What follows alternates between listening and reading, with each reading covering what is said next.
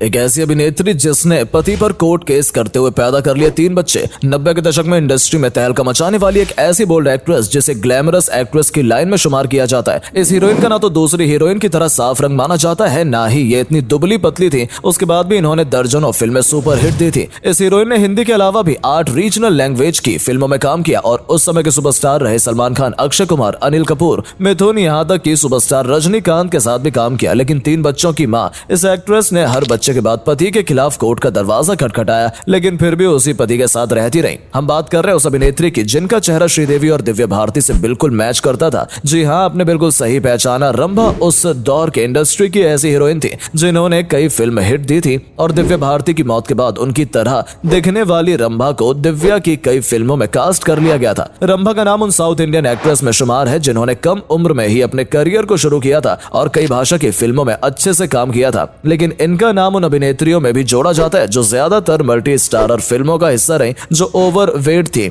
लटके झटके दिखाने में आगे और अभिनय करने में थोड़ी पीछे थी। हिंदी और दक्षिण भारतीय फिल्मों के अलावा इन्होंने भोजपुरी और बंगाली फिल्मों में भी काम किया था और सिर्फ काम ही नहीं किया बल्कि एक्सपोज भी किया। रंभा का जन्म 5 जून 1976 को आंध्र प्रदेश में हुआ था। तेलुगु परिवार से संबंध रखने वाली रंभा का नाम रखा गया विजय लक्ष्मी। रंभा ने अपने शहर विजयवाड़ा से ही स्कूल पूरा किया। अपने स्कूल के एक फंक्शन में उन्होंने मां भगवती का किरदार निभाया जिसके लिए उन्हें बहुत तारीफ मिली और बहुत सारे अवार्ड भी मिले। इस प्रोग्राम में मलयालम फिल्म के डायरेक्टर पहुंचे। उन्हें छोटी रंभा इतनी पसंद आई कि उन्होंने फिल्म में लॉन्च करने का फैसला ले लिया। इसके बाद उनके परिवार से कांटेक्ट करके उन्हें अपनी मलयाली फिल्म के लिए साइन कर लिया। इस समय इनका स्क्रीन नाम अमृता रखा गया था। 1992 में 16 साल की उम्र में रंभा का फिल्मों में डेब्यू हो गया। उनकी पहली फिल्म सुपरहिट रही और केरल राज्य की तरफ से उन्हें बेस्ट फिल्म का नेशनल अवार्ड मिल गया। लेकिन इस फिल्म के साथ ही उन्होंने अपनी पढ़ाई छोड़ दी थी और अब वो इस ग्लैमर वर्ल्ड में ही अपना करियर बनाना चाहती थी। इसके बाद इसी साल उन्हें एक तेलुगु फिल्म के बड़े बैनर की फिल्म करने का मौका मिला और ये फिल्म अभी हिट साबित हुई। इस फिल्म में उनके कैरेक्टर का नाम रंभा था जो कि इन्हें बेहद पसंद आ गया और उन्होंने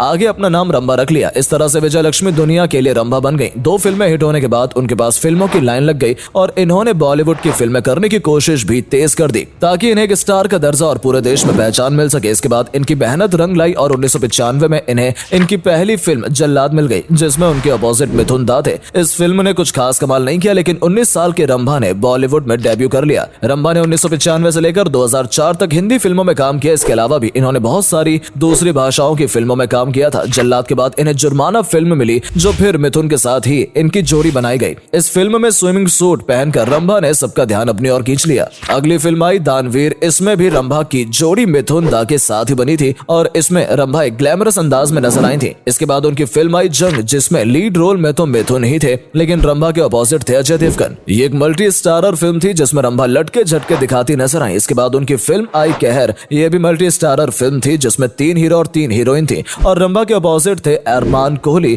इसके बाद उन्हें फिल्म मिली जुड़वा जिसमें असल में उन्हें बॉलीवुड में अलग पहचान मिली। इस फिल्म में सलमान खान के अपोजिट रंभा नजर आई जिसमें सलमान के डबल रोल थे। इस फिल्म में सलमान के डबल रोल में एक तरफ करिश्मा थी तो दूसरी तरफ रंभा, लेकिन फिर भी इस फिल्म में उन्होंने अपनी एक्टिंग से लोगों का ध्यान अपनी तरफ खींच लिया था। यह फिल्म बॉक्स ऑफिस पर सुपरहिट साबित हुई। उसके अगले साल 1998 में रंभा की 2 फिल्में आई जिसमें से एक थी अनिल कपूर की घरवाली बाहरवाली जिसमें रंभा के साथ रवीना टंडन नजर आई और यह फिल्म भी ठीक ठाक रही थी। इसी साल सलमान के साथ रंभा की फिल्म आई बंधन जिसने अच्छा बिजनेस किया था। 2000 में रंभा की 3 फिल्में हिंदी फिल्में आई जिसमें एक फिल्म दिल ही दिल में इनका गेस्ट अपीयरेंस था। अगली फिल्म थी क्रोध जिसमें सुनील शेट्टी का अपोजिट रंभा नजर आई थी। इसी साल उन्हें गोविंदा की फिल्म बेटी नंबर 1 में काम करने का मौका मिला जो कि हिट रही थी। इसके बाद 2004 में फिल्म प्यार दीवाना होता है रंभा नजर आई जिसमें गोविंदा और रानी मुखर्जी अहम किरदार निभाते नजर आए थे लेकिन रंभा सिर्फ गेस्ट अपीयरेंस में थी और इसके बाद वो किसी भी हिंदी फिल्म में नजर नहीं आई। हिंदी के अलावा रंभा ने 50 से ज्यादा साउथ इंडियन फिल्मों में काम किया जिसमें तमिल, तेलुगु, मलयालम और कन्नड़ भाषाएं शामिल थी।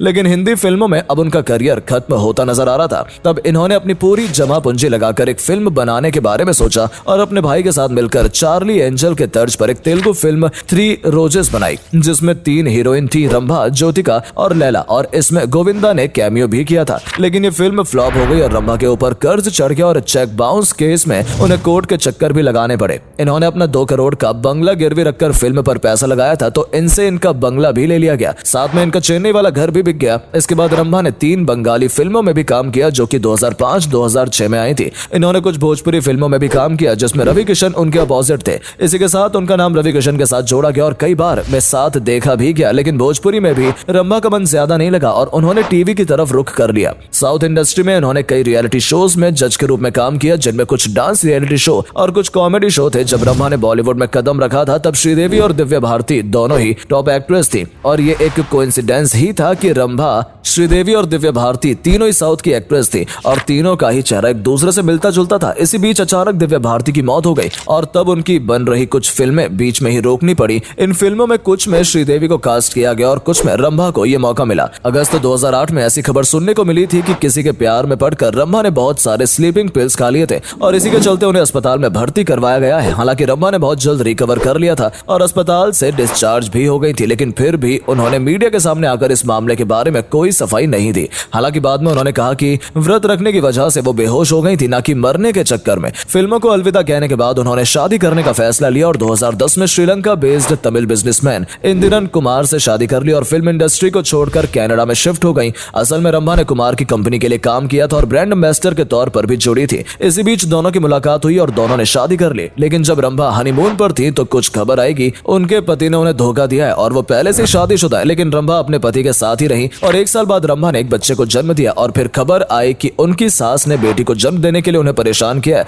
और पति ने भी उनका साथ नहीं दिया। लेकिन इसके 4 साल बाद एक और बेटी का जन्म हुआ और इस बार मामला इतना बिगड़ गया कि इन्हें बच्चों के साथ कनाडा छोड़कर भारत आना पड़ा। फिर 2016 में सुनने में आया कि इन्होंने अदालत में तलाक लेने के लिए अर्जी दी है, लेकिन कुछ समय तक चली इस लड़ाई के बाद दोनों पक्षों ने कोर्ट के बाहर फैसला कर लिया और साथ रहने लगे। इसके बाद 2018 में 42 साल की उम्र में रंभा ने एक बेटे को जन्म दिया। इसके बाद उनके घर में काफी सेलिब्रेट किया गया था, जिसके फोटो उन्होंने सोशल मीडिया पर भी पोस्ट किए थे। आज रंभा कनाडा में रहती हैं और सोशल मीडिया पर भी खूब एक्टिव रहती हैं। सोशल मीडिया पर अपने पति और बच्चों और परिवार के साथ पोस्ट भी करती रहती हैं, जिससे पता चलता है कि अब वो अपनी जिंदगी में खुश है।